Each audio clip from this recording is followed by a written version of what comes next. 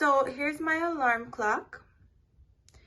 It comes with an app, which is really cool. You could put it to sleep and have it on whatever sleep settings you want, like right here. If you want the sunset light, you could set the brightness,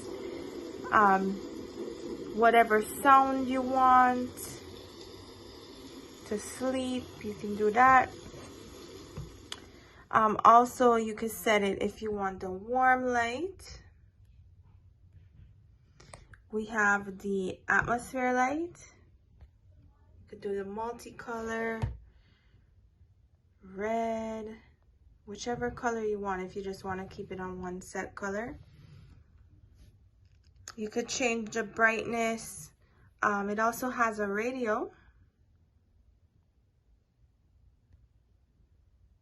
Right now it's doing a search, but you could set it to like a radio station that you want, and the volume is pretty good. You can even turn it up or down however you want.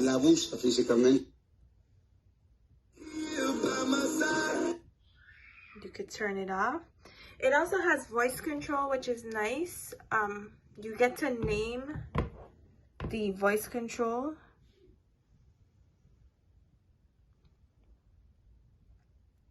We put ours to Alexa.